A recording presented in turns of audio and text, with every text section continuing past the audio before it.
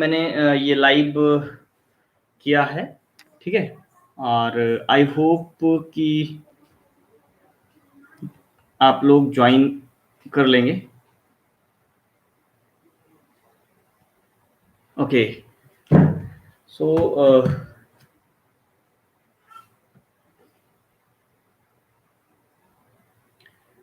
देखिए, ये लाइव मैंने सेशन इसलिए रखा है कि जो है आप लोगों को आवाज आ रही है ना। एक बात ये पहले मुझे क्लियर कर दें, क्योंकि आवाज आनी बहुत जरूरी है। ओके, सो आज का ये जो लाइव मैंने किया है उसका एक और सबसे इम्पोर्टेंट मोटो जो है वो ये है कि आप लोगों के बहुत सारे कंफ्यूजन्स मुझे व्हाट्सएप पर मिलते रहते हैं, ठीक है। धीरज कुमार, पूजा, ओके ओके, ठीक, आवाज आ रही है, बहुत अच्छा। तो मैं ये कह रहा था कि जो आपके तमाम सवाल मुझे मिलते रहते हैं, ठीक है। किसी को डेट को लेकर के इश्यू है, किसी को इस बात को लेकर के इश्यू है कि किस बुक से पढ़ें, कहाँ से पढ़ें, कौन सी यूनिट पढ़ें, किस तरह से पढ़ें, ठीक है। दूसरा, लोगों को इस बात की प्रॉब्लम है कि डेट कब आएगी, एग्जाम कब होगा, ठीक है। कुछ स्टूडेंट्स हैं जिनको सेट एग्जाम्स को लेकर के क्वेश्चंस हैं। तो हमने ये लाइव सिर्फ इसलिए किया है कि आप लोगों के सारे क्वेश्चंस एक साथ यहीं पर लाइव में डिस्कस कर लें। दूसरी चीज, हम आप लोगों को इस लाइव में कुछ ऐसी ट्रिक्स बताने वाले हैं जो कि आपके लिए बहुत ही इसेंशियल है, बहुत ही जरूरी है। तो फटाफट जो है आप अपने क्वेश्चंस भी लिखना स्टार्ट कर दें अगर आपको कुछ पूछना है, ठीक ना। जिससे हम लोग जो है फटाफट इसको बेटर वे में कंटिन्यू कर सकें। देखिए, हमारा जो पहला और मोस्ट इम्पोर्टेंट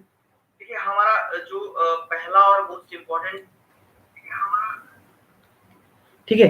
तो सबसे इम्पोर्टेंट बात जो है वो ये कि एक क्वेश्चन मेरे पास आया कि लगातार दे रहे हैं एग्जाम, पढ़ भी रहे हैं, फिर भी समस्या ये है कि एग्जाम क्वालिफाई नहीं हो रहा है। मतलब कि लोग लगातार लगे हुए हैं 4 साल, 5 साल, 6 साल, 8 साल, ठीक है। मतलब 10-10 अटेम्प्ट, 5-5 अटेम्प्ट कर चुके हैं, फिर भी उनका कहना है कि वो जो है एग्जाम को क्वालिफाई नहीं कर पा रहे हैं। तो इस पर सबसे पहले मैं ये कहना चाहूंगा, देखिए, एग्जाम अपने आप में टफेस्ट एग्जाम्स में से एक है, बट ऐसा नहीं है कि इसको क्वालिफाई नहीं किया जा सकता है, ठीक है। इसको क्वालिफाई करने का सिर्फ एक और आसान तरीका है कि आप जो भी पढ़ाई है उसको एक फिक्स स्ट्रेटजी के साथ शुरू करें। आपकी स्ट्रेटजी सही होनी चाहिए, आपको गाइडेंस सही होनी चाहिए, बाकी आपका डेडिकेशन सबसे जरूरी है। कितना आप डेडिकेटेड हैं इस बात पर निर्भर करता है कि आपको सफलता कितने समय में मिलेगी, ठीक है। मैंने ऐसे स्टूडेंट्स देखे जो एक साथ कई कई एग्जाम्स की प्रिपरेशन में लगे हैं। भाई, पहले मेरा कहना है कि एक चीज डिसाइड कर लो आपको करना क्या है, ठीक है। आपको यूजीसी नेट करना है, आपको सिविल एग्जाम्स देना है, आपको वनडे एग्जाम्स देना है, आपको बैंक की प्रिपरेशन करनी है, आपको एसएससी की प्रिपरेशन करनी है, आपको साथ में बीएड भी करना है, ठीक है। तो पहला सवाल मेरा ये है कि आपको करना क्या है, पहले आप ये डिसाइड कर लो। क्योंकि भगवत गीता में एक श्लोक है, आप भी पढ़िएगा भगवत गीता, ठीक है। भगवत गीता के 3रे अध्याय में 42वां श्लोक है, ठीक है। वहां कृष्ण जी अर्जुन को एक बात समझाते हैं 2 लाइनों में। वहां कहते हैं कि बहुशाखा हनन्ताश्च, ठीक ना। बहुशाखा हनन्ताश्च का मतलब है कि जब हम बहुत सारे शाखाओं में बट जाते हैं तब हमारा विनाश जल्दी हो जाता है, ठीक है। इसलिए आगे वो एक सूत्र देते हैं, बुद्धियो अव्यवसायी नाम। मतलब हमारी जो बुद्धि है उसको एक डायरेक्शन में लगाना है, एक जगह लगाना है। इससे क्या होगा कि हमारी जो पूरी एनर्जी है, पूरी पावर है, किसी एक पॉइंट पर फिक्स होगी। लेकिन पहले हमको वो पॉइंट डिसाइड कर लेना है। आप ये डिसाइड कर लो कि आपको यूजीसी नेट क्रैक करना है, आपको जेआरएफ करना है। उसके बाद आप अपने पे एक भरोसा कर लो, भरोसा इस बात का कि आप कर सकते हो। वो छोटे क्लासेस में क्लास 5th या 6th में एक पोएम पढ़ी रही होगी, आई विल आई कैन। वहां पर एक रेल का इंजन है जो पहाड़ी पर चढ़ रहा है, और चढ़ते समय उसकी छुक छुक की जो आवाज है, इंजन की आवाज है, उससे पोएम की राइमिंग निकलती है कि I think I can, I think I can, I think I can. And जब वो पहाड़ की ढाल पे होता है, नीचे उतर रहा होता है, तो उसकी आवाज बदल जाती है और पोएट वहां से लाइन आपको देता है that I thought I could, I thought I could. ठीक है, मींस पहले जब आप ये मान करके बैठेंगे कि हाँ मैं कर सकता हूं, तब आपके अंदर बात आएगी कि मैं करूंगा। ठीक है, तो पहले मैं कर सकता हूं, उसके बाद की बात है मैं करूंगा। मैं करूंगा का सेंस ये है कि एनी हाउ मुझे कुछ भी करना पड़े, मुझे ये चाहिए। Power of will, power of attraction. आपने लॉ ऑफ अट्रैक्शन पढ़ा होगा या सुना होगा।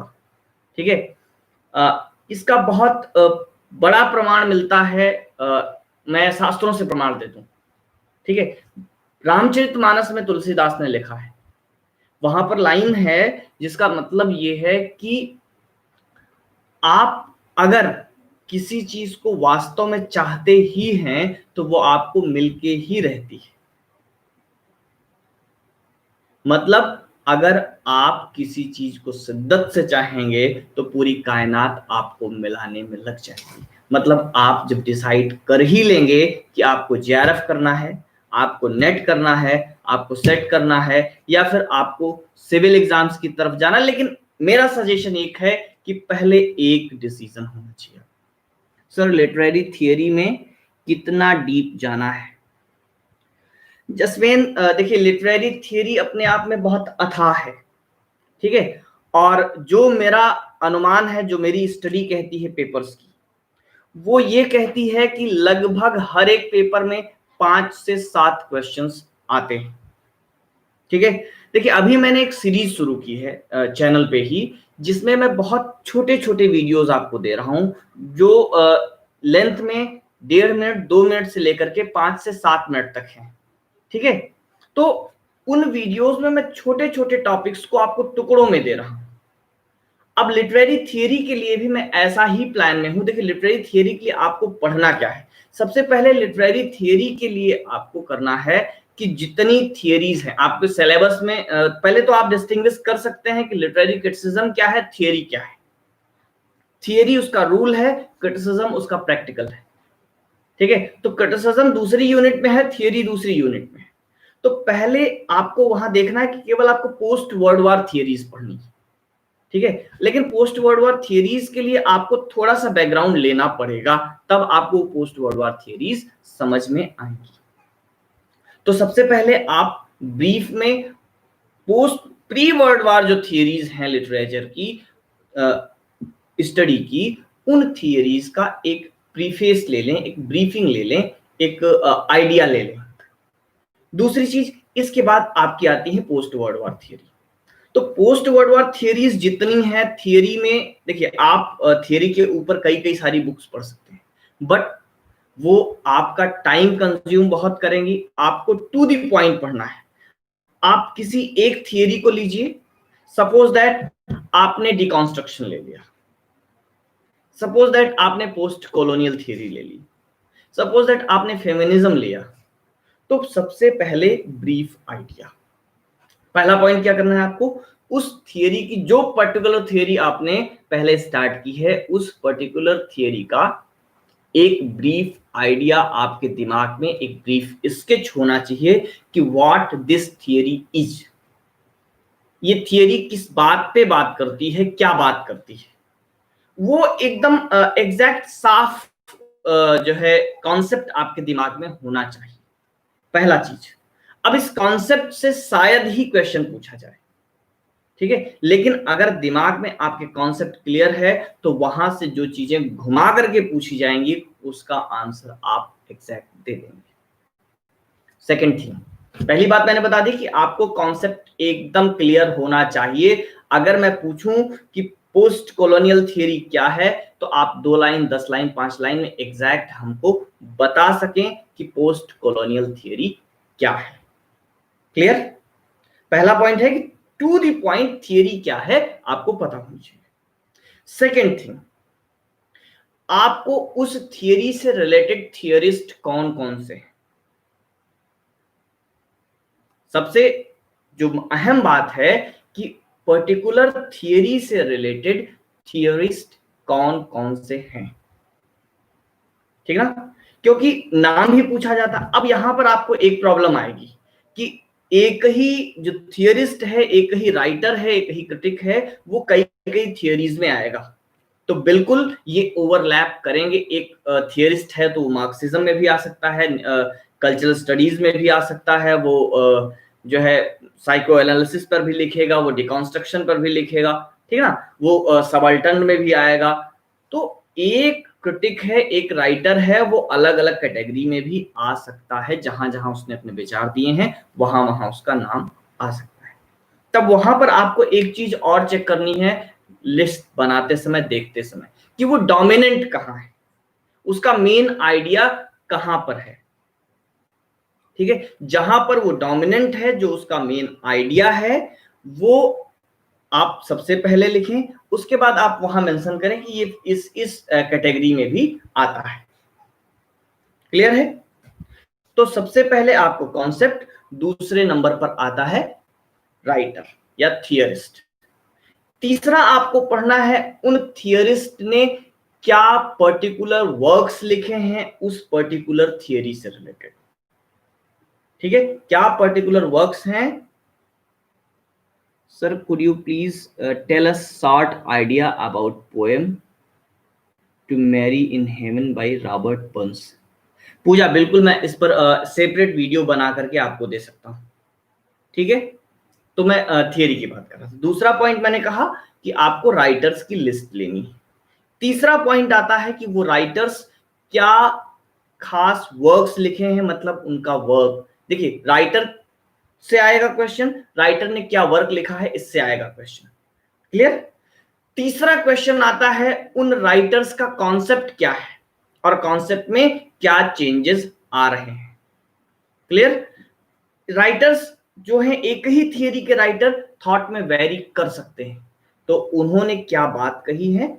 और फिर आखिर में जो आता है नंबर 5 पर, आपको उस पर्टिकुलर थियरी से रिलेटेड जो जॉर्गन्स हैं, जॉर्गन समझते हैं, जो पर्टिकुलर टर्मिनोलॉजी है ऑफ द थियरी, वो जॉर्गन्स, वो टर्म्स, वो टर्मिनोलॉजी आपको पढ़नी है। उन टर्मिनोलॉजी में पढ़ना है कि उस टर्म का कॉन्सेप्ट क्या है, उस टर्म का मीनिंग क्या है, उसको किस थियरिस्ट ने दिया और किस मीनिंग के लिए वो यूज होता है, किस वर्क में सबसे पहले उसको प्रोपाउंड किया गया। बस इतनी 5 बातें आपको किसी भी थियरी के विषय में पढ़नी है। बहुत परेशान होने की जरूरत नहीं है थियरी के लिए। मैं जिस सीरीज में चल रहा हूं अभी, जो मैं वीडियोस आपको दे रहा हूं, वो प्रोज और फिक्शन की यूनिट से है। ठीक है, थियरी पर मेरा कॉन्सेप्ट अभी जो वीडियोस हैं, जो उसकी स्क्रिप्टिंग है, वो प्रिपरेशन में है, और बहुत जल्दी थियरीज पर भी आपको छोटे छोटे वीडियोस मिलेंगे। लेकिन उसके लिए एक रिक्वेस्ट आपसे अभी है और हमेशा रहती है। रिक्वेस्ट ये है कि आप जब भी चैनल पर आएं, अगर नए हैं तो चैनल को सब्सक्राइब कर लें, वीडियो अच्छा लगे तो एक बार लाइक जरूर करें, और साथ ही साथ आपने वीडियो देख करके कैसा फील किया, कितना इंफॉर्मेटिव रहा आपके लिए, और क्या कमी रही जो आप और चाहते हैं, मतलब कैसा लगा आपको और सजेशंस क्या हैं, ये आप कमेंट में जरूर लिख दिया करें। और दोस्तों को शेयर करना तो बिल्कुल ना भूलें, क्योंकि जितने ज्यादा से ज्यादा स्टूडेंट हमारे पास साथ जुड़ेंगे, जितने से ज्यादा लाइक आएंगे वीडियो पर, जितने ज्यादा जो है कमेंट्स मिलेंगे, सजेशंस मिलेंगे आप लोगों के, और जितने ज्यादा व्यूअर्स बढ़ेंगे, उतना हमारा एनकरेजमेंट बढ़ेगा, हम उतना बेटर वर्क करेंगे आपके लिए।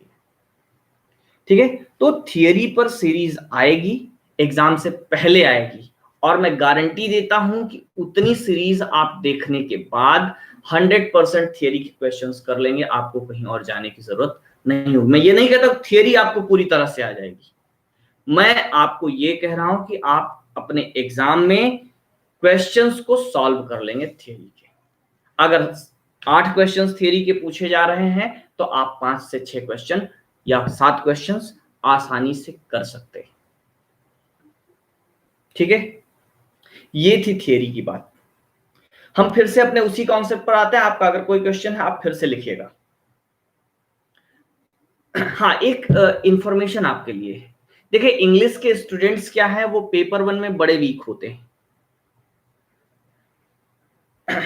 ठीक है, पेपर 1 में वीक होना उनकी एक बड़ी कमजोरी है, और जिसकी वजह से वो कभी कभी नेट हो जाते हैं, जेआरएफ नहीं हो पाते। उसके लिए नेक्स्ट संडे, आज संडे है, अगले संडे को 4 बजे जूम पर सभी के लिए फ्री क्लास है। ठीक है, वैसे जो इंग्लिश की क्लासेस जूम पर होती हैं वो पेड क्लासेस हैं, वो उन्हीं के लिए हैं जिन्होंने एडमिशन लिया है।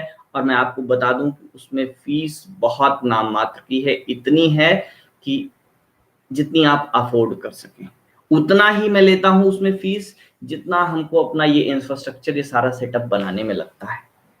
ठीक है, इंटरनेट का खर्च जो है, अदर जो इक्विपमेंट्स हैं उनका खर्च, ये सारी चीजें, उन बस उतना ही मैं आपसे फीस लेता हूं।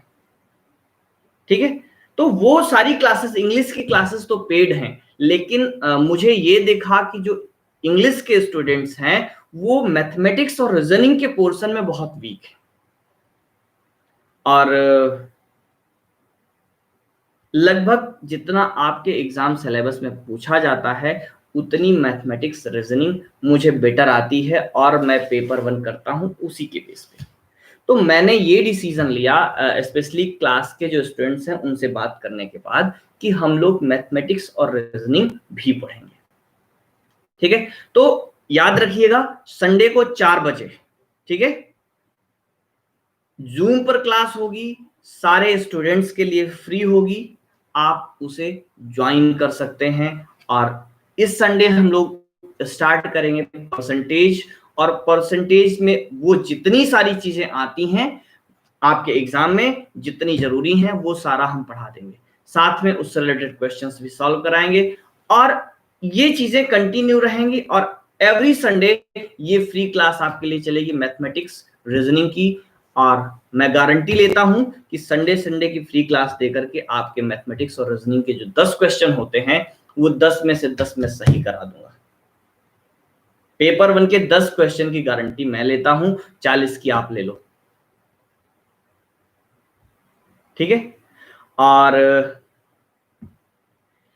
तीसरी चीज, सब्जेक्ट की बात।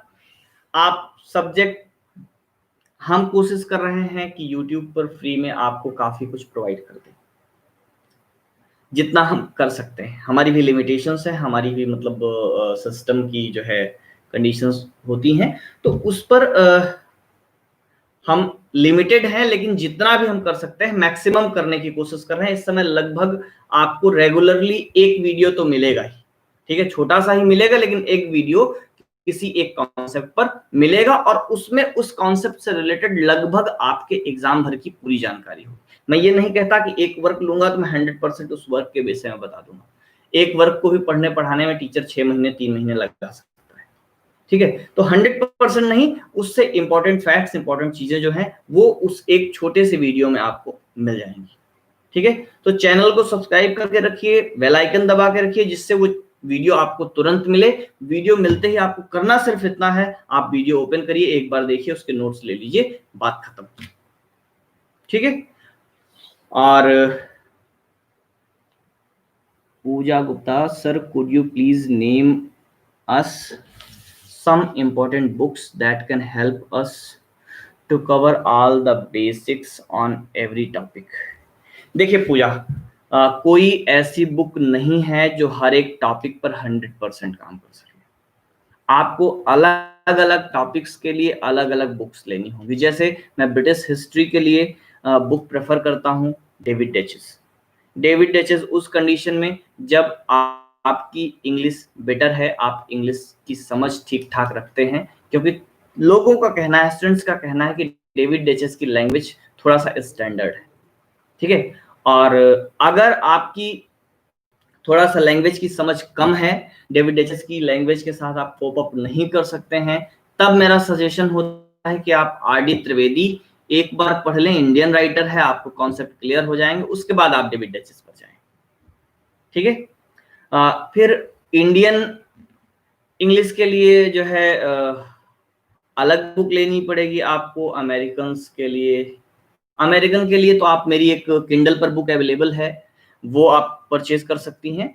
बाकी बुक्स की डिटेल पर या तो मैं एक अलग दिन लाइव कर लूंगा कि बुक्स कौन सी पढ़नी है आपको और किस बुक में कितना पार्ट पढ़ना है, ठीक है। उसके लिए मैं क्या करूंगा कि बुक्स लेकर के बैठूंगा और आपको बुक्स दिखा करके बता दूंगा कि किस बुक में किस पेज से किस पेज तक कितना आपके लिए पढ़ना जरूरी है, क्योंकि आपको कम समय में ज्यादा कुछ करना है, ठीक है। तो अलग अलग टॉपिक्स पर आपको अलग अलग बुक्स पढ़नी होती है, ठीक है। तो अगर आपने ब्रिटिश हिस्ट्री नहीं पढ़ी है तो ब्रिटिश हिस्ट्री के लिए आप डेविड डेचेस या आर.डी. त्रिवेदी ले लें, ठीक है। दूसरा, आप थियरी के लिए अगर चाहते हैं तो सबसे पहले आप बिगिनिंग थियरी पढ़ें, ठीक है। वहां भी समस्या वही है कि अगर आपको थोड़ा सा स्टैंडर्ड लैंग्वेज से प्रॉब्लम है, उस कंडीशन में आप बिगिनिंग थियरी पढ़ने से पहले, वैसे बिगिनिंग थियरी की फर्स्ट चैप्टर थोड़ा सा कठिन है, लैंग्वेज उसकी टफ है क्योंकि वो कॉन्सेप्ट ही टफ है, ठीक है।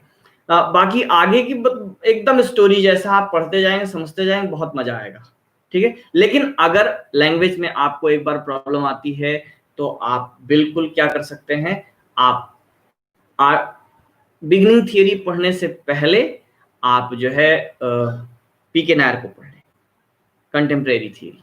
मैं 3 बुक्स प्रेफर करता हूं इसके लिए। पहली है बिगिनिंग थियरी, दूसरी पीके नायर की कंटेम्प्रेरी थियरी, और तीसरी जो है M.A.R. हबीब, ठीक है, M.A.R. हबीब।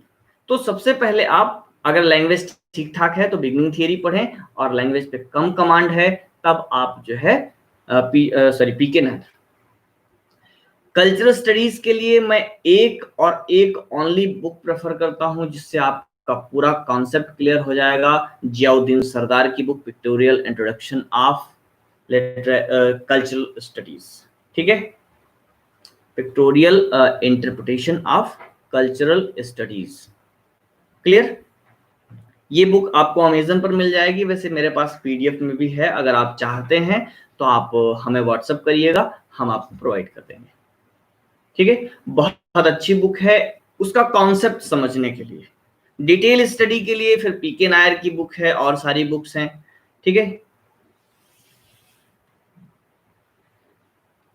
देखिए संजय जी, मैं उसी के विषय में बता रहा हूँ कि कौन सी बुक लें। मैं बता रहा हूँ कि एक बुक पर आप कंप्लीटली फेथ नहीं कर सकते। अभी मैं कह दूं अरिहंत की अवेलेबल है, प्रतियोगिता साहित्य की अवेलेबल है, यूथ कंपटीशन टाइम की जो है वो क्या बोलते हैं उसको, अनसाल पेपर्स अवेलेबल हैं, तो वो आपके लिए बेटर नहीं है। तो मैं टॉपिक वाइज इसीलिए आपको बुक्स बता रहा हूँ, ठीक है। मैं आप लोग अगर कमेंट में लिखते हैं इस चीज को कि आपको बुक्स के सजेशन पर चाहिए, तो मैंने कहा कि एक दिन का लाइव या जो है नेक्स्ट संडे का जो लाइव मैं कर लूंगा वो इस बात पर कर लूंगा कि बुक्स कौन सी चाहिए आपको और किस बुक से कितना पार्ट आपको पढ़ना है। ये भी बहुत खास बात है। एंड्रयू अल्बर्ट बुक बहुत अच्छी है, ठीक है। तो अगर आपको कॉन्सेप्ट वहां से क्लियर है तो आप ब्रिटिश छोड़ करके फिर आगे बढ़े। लेकिन जो है एडवर्ड अल्बर्ट में जो है मॉडर्न आई थिंक बहुत एलाबरेट नहीं है, ठीक ना। तो उसके लिए आपको किसी नोट्स का सहारा लेना पड़ेगा या फिर और भी तरीके अपनाने पड़ेंगे। सर प्रीवियस ईयर क्वेश्चंस का बेनिफिट मिलेगा? बहुत मिलेगा, बहुत जरूरी है। देखिए पढ़ाई के 3 पार्ट हैं। कभी भी मुझसे कोई पूछता है कि मैं कैसे पढूं या मैं कैसे पढ़ता हूं, आज भी मेरी वही स्ट्रेटेजी है। मैं अपनी पढ़ाई को 3 पार्ट में बांट के पढ़ता हूं और पढ़ाने का भी यही कॉन्सेप्ट है कि पढ़ाई को मैं 3 पार्ट में बांट करके करता हूं। पहला है कि आप कॉन्सेप्ट पढ़ें, नंबर 1, मतलब चीजों को डिटेल में पढ़ें। सेकेंड थिंग, क्वेश्चन सॉल्व करें, प्रीवियस ईयर क्वेश्चन, कहीं किसी प्रैक्टिस सेट से नहीं, आपको प्रीवियस ईयर क्वेश्चन सॉल्व करने। ठीक है, बात समझ में आई कि नहीं? पहला काम है आपको पढ़ना है, दूसरा है आपको उस टॉपिक से, देखिए एक तरीका होता है कि आप पेपर पढ़ते जा रहे हैं, नहीं, आप पर्टिकुलर टॉपिक के उस साल के क्वेश्चंस पढ़ें। जैसे मैं क्लास में पढ़ाता हूं तो वहां पर सबसे पहले मैं क्या करता हूं कि आपको एक पर्टिकुलर टॉपिक पढ़ा दिया और उसके बाद उस पर्टिकुलर टॉपिक से रिलेटेड क्या क्वेश्चंस नेट में पूछे गए हैं वो हमने पढ़ा दिया। यही काम आप सेल्फ स्टडी में भी कर सकते हैं कि पहले आप पर्टिकुलर टॉपिक पढ़िए और उस पर्टिकुलर टॉपिक को पढ़ने के बाद तब जो है आप क्या करें कि उस पर्टिकुलर जो है जो टॉपिक है उससे नेट के एग्जाम में कितने क्वेश्चंस आए हुए हैं वो जो है आप कर सकते हैं। ठीक है, वो करने से क्या होगा कि आपको एक बात पता चल जाती है कि आपकी पढ़ाई राइट डायरेक्शन में जा रही है, मतलब आप सही दिशा में पढ़ रहे हैं, सही चीज पढ़ रहे हैं, जो पढ़ रहे हैं वहां से क्वेश्चंस पूछे जाते हैं। क्लियर? एक बात आपको पता चलेगी, क्वेश्चन वहां से पूछे जाते हैं, दूसरा ये पता चलता है क्वेश्चंस कैसे पूछे जाते हैं। 2 स्टेप हुए पढ़ाई के, पहला पढ़ना, दूसरा पेपर सॉल्व करना, क्वेश्चन सॉल्व करना प्रीवियस ईयर के, तीसरा टेस्ट देना, ब्लाइंड टेस्ट देना, पेपर सॉल्व करना। वो ये आपको बताता है कि कितना प्रिपेयर हैं आप। ठीक है, जसवीन जी बात समझ में आ रही है? पहला स्टेप आपको क्या करना है, पहला स्टेप आपको करना है कि जो भी कॉन्सेप्ट है आप पूरा एक साथ नहीं पढ़िए, चीजों को टुकड़ों में तोड़िए। यूजीसी ने ऑलरेडी क्या दिया है आपको, 10 टुकड़े में चीजों को तोड़ दिया है।